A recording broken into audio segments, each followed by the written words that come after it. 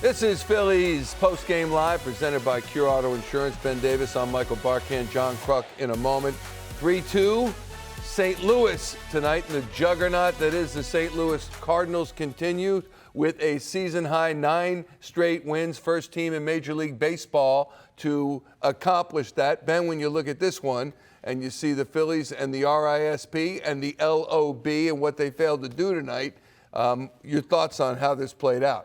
Just not a whole lot going on offensively, and Liberatore had the Phillies number tonight. He came out after 5 1/3, just threw 80 pitches, but Ollie Marmol thought it was time to go get him, and they went and got him, and then their Cardinals bullpen took care of the rest with Leahy, and then obviously at the end with Helsley. But these guys, they threw the ball well tonight, and they just stymied the Phillies offense. Yeah, they are now 10-10 against competition that is above 500. The St. Louis Cardinals. Across the street for the crossover presented by Chapman Auto Stores, we check in with John Kruk, who called tonight's game with Tom McCarthy. John, they always say baseball's a game of inches, and the finer parts of the game are so important. And tonight, 3 walks for Cristopher Sánchez. It's the third game that he has issued 3 walks. And last start, Rob Thomson said, and he looked pretty good, only gave up 1 hit, remember? Rob Thomson was like, yeah, he struggled a little bit. And now I see why, because one of those walks came in and scored the first run for the Cardinals. What did you think of Sánchez tonight? Yeah, I thought Christopher was fighting it for the entire time he was out there, and the changeup was good, his slider was good, but his sinker was the one he was like letting go too soon, and firing that thing up and away to righties, and he almost hit Nootbaar, and he did hit Donovan, the 2 lefties that he faced. But again, when you're talking about a guy that everyone looked at and you'll say, wow, he wasn't sharp tonight, and he still only gave up 2 runs. You take that every day. John, you're looking at JT Realmuto tonight. He's starting to come alive a little bit offensively. Batting average up to 250. He had the lone extra base hit of the evening for the Phillies. What are you seeing out of him right now? To me, it's just timing. Look, we all know when JT's at his best, he's going, gap to gap from right center to left center. He did get ahead of one from Liberatore, and he hit a double down the left field line. But then his next at bat against Leahy, it's a sharp line drive up the middle. And if you're Kevin Long and the Phillies, you've got to be, pretty happy with JT's swings lately. And, Ben, we know it's just a matter of time. I mean, he's not a low 200 hitter. So, you would think it's just a matter of time before he comes out and starts putting good swings together like he has recently. There's no silver lining, certainly, after a loss, but I will say watching Kyle Schwarber get on base game after game after game, now 47 straight games going back to last September. And I asked Corey Seidman of this earlier tonight. I'll ask you, does he have the opportunity to be one of the greatest hitters of his era, of his generation, the way he can either get a walk or belt one out of the park? Gets another hit tonight. I think with power and on base, absolutely. And look, there's not much stock put in average anymore. So, which I think is stupid. If you think OPS is important, then batting average is part of on base is, so I've gotten in that argument with those analytics people before, and I don't want to bring it back up again, but I just did. No, but Kyle's going to go down as one of the premier power hitters of his generation. And, you look at like Aaron Judge is 6'7", 260, 250, 260. Kyle's 5'11", and he's hitting stuff farther than anyone in baseball, harder than anyone in baseball when he catches it. It's just been a joy to watch. I would never, ever say, gosh, I wish they would re-sign this guy. It's not my business. It's, Dave Dombrowski, John Middleton, and the front office crew. But I hope and pray that Kyle Schwarber finishes his career as a Philly, because he has been a great Philly. He's a problem when he comes up to the bat for the other team, and you need that guy in your lineup. You need this guy in your clubhouse. So I hope that No, like I said, selfishly, I hope Kyle finishes his career as a Philly. Yeah, and don't you already think of him as a Philly for life? I obviously won a championship with the Cubs, and he's from Ohio, but I think of him as a Philly. Yeah. Don't you? Yeah, yeah. It seems like he's been here his whole career.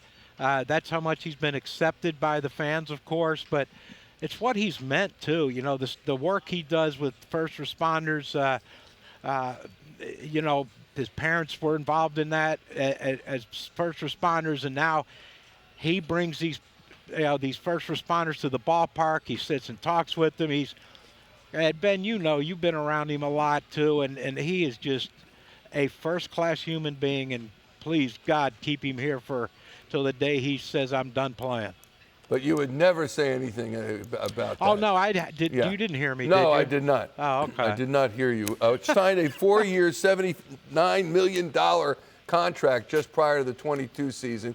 Might be a little steeper than that next time around. But I'm with you. You know, the problem is the term. You know, ain't it always? Yeah. All right, my friend. We'll check you tomorrow. Okay. Nope. Thanks so much. That's John right. Kruk. A team wins 9 straight games, as St. Louis has done, the first team to do it this season. And before that, there were 3-4 games under 500 before they ripped off these wins. Are they as good as this streak would indicate, or are they just on a hot streak and they'll settle down? Well, they certainly have the Phillies number. Just 1-3 on the season now are the Phils against the Cardinals. And again, not a lot of household names here for St. Louis, but they get the job done. For them to win 9 games in a row tells me one thing: they're finding ways to win games and not ways to lose games. And obviously they found a way tonight against Strahm and Mason Wing coming up with that big home run. But the Phillies just weren't able to put anything together offensively like they did in Cleveland. So as I mentioned before, JT with the lone extra base hit of the ball game, a double down the left field line. Everything else, all singles. 1 for 7 with runners in scoring position. 8 men left on base. You can't win ball games like that, and indeed they did not. As we look at his numbers against the Phillies tonight, and look at the bottom line there: 1-0, 1.59, 11 strikeouts, just 2 walks and 2 starts against the Phillies. Has he written a playbook for other pitchers against the Phillies, or is his stuff just unique to him? Well, he's got good stuff, but his command tonight and that start in St. Louis was, I think, pretty much exceptional. And for a guy to go out there and handle a lineup that has been swinging the bat so well in the Phillies, obviously he had a good game plan and he was executing. It's one thing to have a game plan, but if you don't have the stuff to back it up, there's no sense in really having a game plan. But he had that tonight. He stuck to it and was able to throw the ball exceptionally well. But this is a guy that, you know, it'd be different if he was a thumber, just, you know, spinning stuff up there. But this guy's got enough in the tank where you got to respect his fastball, and then he gets started early. And then he falls susceptible to the off-speed pitches, especially that back foot slider that he was throwing. A thumber. Thumber starts next month, for goodness sakes. All right, let's hear from Rob Thomson postgame. Strahm's been so good for you the last few years. Do you get a little concerned when you see 91 kind of there? Yeah, the velocity's down a little bit, but I thought tonight he threw he left out the pitch that Wynn hit up and out over the plate, so he missed his spot. But yeah, the velocity's down a little bit, but I thought his stuff was, and his execution was better other than that one pitch. Are you attributing the velocity to him having an unusual start to the season? I would think so, yeah. Cardinals have pitched you guys pretty well in the 4 games. Is it something they're doing in particular, or are you guys just not? Yeah, they've pitched well, you know. They have a group of guys that keep you off balance. They got good secondary pitches, and that's what they do. And they throw strikes. They're not going to give you any free passes. So we have to make the adjustment. Do you see Bryce kind of wearing it a little bit in his struggles? In wearing it, what do you mean? Maybe just body language wise. Well, he's frustrated. You know, he expects himself to produce, and right now it's off and on. And the balance is a little bit off right now, and they're pitching him tough. While the Cardinals pitched you well again, what did you think of your team's at-bats overall? You know, we hit some balls hard early. We really did, right at people. Not much you can do about that, but their guy pitched pretty well. His breaking balls are good. You usually don't like to pinch hit in the 6th inning because that spot usually comes back up again. What made tonight different? Well, I know that Halsey's pitching the ninth. He's their closer. So we had the one bad matchup with Stott on Romero, but Stott hits lefties pretty well. I feel confident in his at-bats. But I felt like in the sixth inning, that was the time to go because we had some traffic and, just didn't happen. Schwarber said there that kind of, he was at the sixth, just kind of he took a nice swing at a slider to put the ball in play. Good piece of hitting right there. Yeah, it is. And that's what he's been doing. He's taking what they give him. And he did it. He made a good read on the base hit, but the crowd reaction, he thought that they'd caught the ball. And so he kind of slowed up and looked behind him instead of just keep running. It's just such a play that we're accustomed to seeing Edmundo Sosa make. I don't know if he didn't get a good grip on it. Maybe the initial throw from Bohm was maybe a little too far to his right. He got on his back heel, and that's why he got underneath the ball a little bit. But it's typically a play that Edmundo Sosa makes in his sleep and just not able to do it there. But I see what you're saying about why don't you just go home and get the sure out at home plate. Next thing you know, you're going to have first and second with 2 outs. Well, they went around the horn to try that 5-4-3 double play, unable to get it done. If you're behind the plate, is the catcher involved in right here, home, or is there anything spoken, or is it too bang? I think it's too bang in that situation. And also, you have to have your mindset if you're Alec Bohm, okay, who's running? You got a slow catcher. That's who's running. And if I have any chance to go around the horn for a double player, I'm going to take it. We know that Sanchez induces a lot of double plays. His last start out in St. Louis, he induced 4 of them, and 5 on the day. So this is what the Phillies pitching staff can do. Unfortunately, it didn't work out there. Cardinals get a run, so be it. Yeah, what it teaches you in a one-run game, every single play counts. Here's Cristopher Sánchez post-game about this loss. Struck out the side in that last inning, but also gave up the homer. Just how did you finish your outing? How did you feel about this outing? Contra todos los tres bateadores en el último inning, pero también permitiste ese jonrón. ¿Cómo te sentiste al final luego de terminar tu salida? Normal, bien. Un día más pasé la competida. Lo único malo que fue que dejé el juego empate sin decisión. No me gusta eso. It's just, regular feeling, another day to go out and compete. The only bad thing about it was that I left the game, in a tie. I didn't give them the chance to win tonight. Was it sinker away? Where were you trying to put it, or what did you want? El sinker estaba funcionando fuera, ¿dónde tú estabas intentando tirarlo? En ese instante era fuera que iba. Él hizo el ajuste y me pudo agarrar. At that exact moment, we were trying to get the sinker away. He just made the adjustment and got us there. Was that kind of the first 2 at bats you were mostly in on him and low and in? Was that just kind of thinking along with what he was going to be expecting and him just putting a good swing on it? Sí, en los primeros 2 turnos tú estabas un poquito más pegado con él y atacándolo abajo también. Es decir, ese fue un ajuste que tú hiciste también para que no estuviera esperando ese mismo plan de... Sí, claro. Todos los picheos que ustedes vieron es en base a un plan que tenemos, pitch and catch y pitch and call. Que él haya hecho el ajuste son diferentes cosas. Of course, every single pitch that we throw out there, it's according to a plan that we have, with the catcher and with the pitching coach. If you made the adjustment, it's a whole different thing. Are you encouraged by just how you felt since the forearm thing that caused you to exit that start a few starts ago? Sí, te sientes aliviado ya, tranquilo con el tema del brazo hace varias semanas. Sí, gracias a Dios está todo bien, todo normal. Yeah, everything is great on that end. Everything is just going as it should be. The last couple years ago, and the turnaround has just been amazing. And you watch him hit, and it literally is must-see television. Yeah. The other thing that is amazing is how difficult this is to do. When you look at Mike Schmidt, Hall of Famer, Chuck Klein, Hall of Famer, Bobby Abreu, maybe a Hall of Famer, we don't know.